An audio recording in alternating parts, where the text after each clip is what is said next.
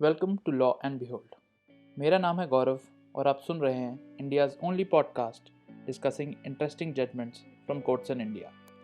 चलिए मेरे साथ एक ऐसे सफ़र पे जहाँ किस्से हैं, कहानियाँ हैं और कुछ कानूनी पहलू भी, एंड इन सब के लिए जस्ट लॉ एंड बिहोल्ड।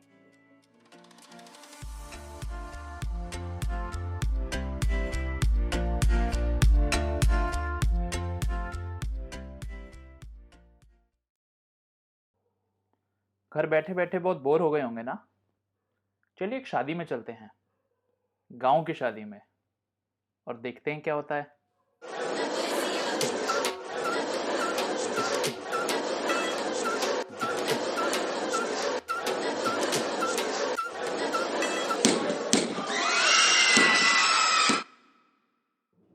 इक्कीस अप्रैल 2007 बागेश्वर के दफौत में एक शादी हुई, मगर ये कोई आम शादी नहीं थी। इस शादी में दो मौतें हो गई। शादी थी भगवान सिंह के सुपुत्र राकेश की, और शादी में गोलियां चलाई, खुशी में गोलियां चलाई भगवान सिंह ने खुद। गोलियां खाली नहीं गईं, गोलियां लगी अनीता को, कुशल को, उम्मीद को और दो विमला देवियों को। अस्पताल ले जाया गया। अनीता और कुशल ने अस्पताल में दम तोड़ दिया। बाकी सब मरीजों को दूसरे अस्पताल ले जाया गया जहां पे वो ठीक हुए। घटना की एफआईआर रजिस्टर कराई गई और भगवान सिंह के ऊपर एफआईआर दर्ज की गई दफ़ा 304 पार्ट 2 आईपीसी में।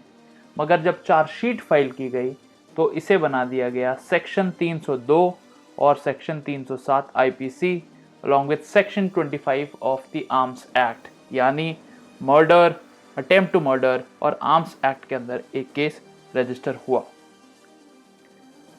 अदालत में केस जाता है।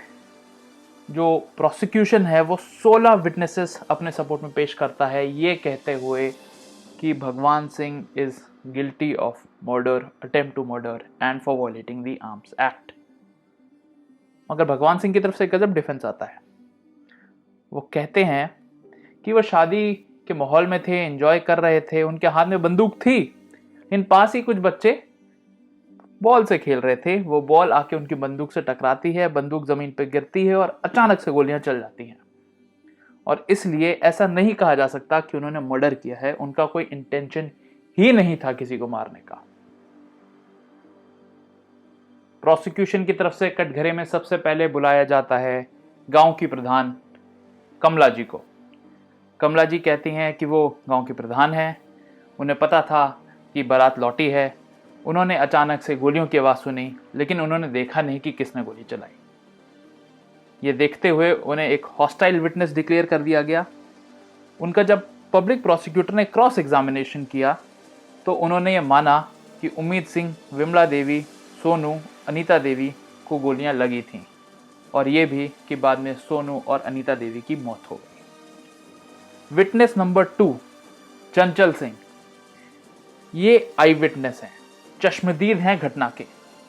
इन्होंने कहा कि 21 अप्रैल 2007 को बारात लौटी, भगवान सिंह छत पे खड़े थे, मतलब लड़के के पिता भगवान सिंह छत पे खड़े थे, हाथ में उनके दुनाली थी और उन्होंने एम किया चंचल सिंह की बीवी पर और गोली चला दी।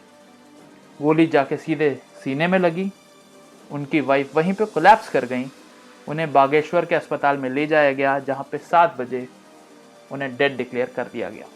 चंचल सिंह ने उन बाकी लोगों के नाम भी बताए जिन्हें गोलियां लगी थी, और साथ ही में वो बंदूक भी आइडेंटिफाई की कोर्ट में जिससे गोलियां चलाई गई थी। सभी गवाहों और एविडेंसेस को कंसिडर करने के बाद जो ट्रायल कोर्ट होता है वो भगवान सिंह को कन्विक्ट कर देता है एक मर्डर के चार्ज पे और अटेम्प्ट टू मर्डर के चार्ज पे। इस फैसले के खिलाफ भगवान सिंह उत्तराखंड हाईकोर्ट जाते हैं, जहां पे हाईकोर्ट उनकी याचिका सुनकर नामंजूर कर देता है, और इसके बाद ये केस पहुंचता है सुप्रीम कोर्ट में। सुप्रीम कोर्ट में भी भगवान सिंह यही दलील देते हैं कि उनका इरादा किसी का मर्डर करने का नहीं था। ये एट बेस्ट एक गैर इरादतन हत्या है, जिसके लिए कानून पनिशमेंट काफ़ी कम यानी 10 साल ही मैंडेट करता है, जबकि भगवान सिंह को ट्रायल कोर्ट ने आजीवन कारावास की सजा सुनाई है।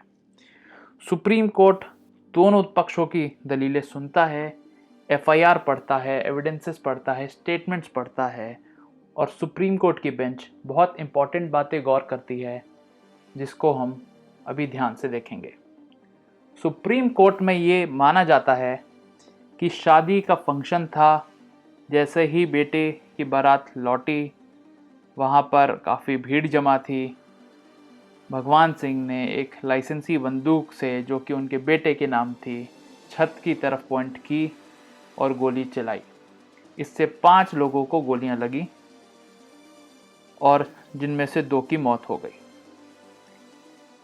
क्योंकि ये 5 लोग शादी के फंक्शन में आए हुए थे, तो इससे पता चलता है कि आपसी रंजिश का मामला था ही नहीं। ऐसा कुछ नहीं था कि किसी से किसी को बदला लेना था, इसलिए जानबूझ के मर्डर किया गया। इसलिए ये मानना कि इंटेंशन टू किल था इस केस में, ये बहुत मुश्किल है।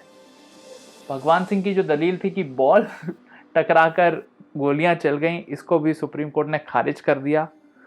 सुप्रीम कोर्ट ने नोट किया कि अगर बॉल गन से टकरा भी जाए तो वो तभी चल सकती है जब उसकी सेफ्टी अनलॉक कर रखी हो, और किसी भी केस में ऐसी नेग्लिजेंस का खामियाजा तो उस आदमी को भुगतना ही पड़ेगा।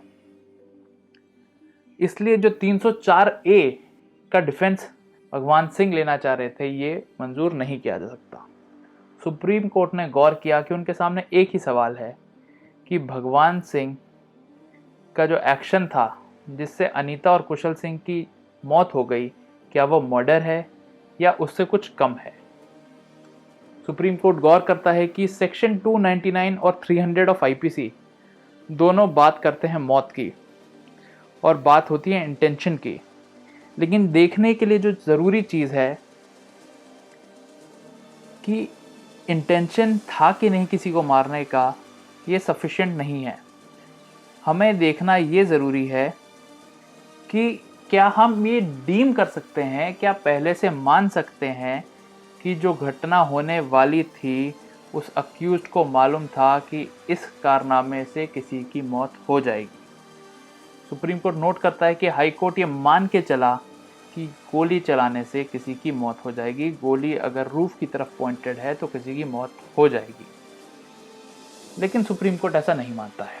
सुप्रीम कोर्ट मानता है कि ऐसा नहीं था कि एम करके गोली चलाई गई। एविडेंस शो करता है कि भगवान सिंह ने छत की तरफ बंदूक का मुंह किया और गोली चला दी। ये एक अनफॉर्चुनेट केस था मिसफायरिंग का, लेकिन भगवान सिंह को इसके लिए दोषमुक्त नहीं किया जा सकता। वो एक शादी के फंक्शन में एक लोडेड गन ले गए, जहाँ पे उनके खुद के गेस्ट आए हुए थे। उन्होंने सेफ्टी का कोई ध्यान नहीं रखा और मज़े में ही गोली चला दी। गोली चलाई भी तो छत की तरफ, जहाँ पे काफ़ी लोग थे। उन्हें मालूम होना चाहिए था कि गोली लगने से कईयों को इंजरी हो सकती है। अगर एक भी गोली चलती है तो कई लोग हताहत हो सकते हैं। इसलिए भगवान सिंह हैं दोषी। दोषी उस कानून का उल्लंघन करने के लिए जो कि कहता है कि आप ऐसे ही गोली नहीं चला सकते, ऐसा कोई कारनामा नहीं कर सकते जिससे किसी की मौत हो जाए। लेकिन इसका पनिशमेंट किस में है? भगवान सिंह को दोषी पाया गया सेक्शन 304 पार्ट 2 ऑफ आईपीसी के लिए। 304 पार्ट 2 आईपीसी हम देखेंगे तो बहुत क्लियर कहता है, punishment for culpable homicide not amounting to murder. The punishment is an imprisonment of either description for a term which may extend to 10 years or with fine or with both, if the act done with the knowledge that it is likely to cause death but without any intention to cause death or to cause such bodily injury as is likely to cause death. तो भगवान सिंह का क्योंकि intention नहीं था, वो murder के charge से बच जाते हैं। सुप्रीम कोर्ट मर्डर का केस ख़त्म कर देता है, उनको कन्विक्ट करता है 304 पार्ट 2 आईपीसी में, और अटेम्प्ट टू मर्डर का भी चार्ज हटा के attempt to culpable homicide not amounting to murder का चार्ज उन पे लगाता है, और सज़ा उनकी लाइफ इम्प्रिजनमेंट से कम हो जाती है, मात्र 10 साल तक के लिए। बताइएगा ज़रूर आपको ये एपिसोड कैसा लगा। You can contact us on Twitter and Instagram The links to our accounts are given in the notes. The link and citation to the judgment discussed is also given in the notes. Thank you and have a great week.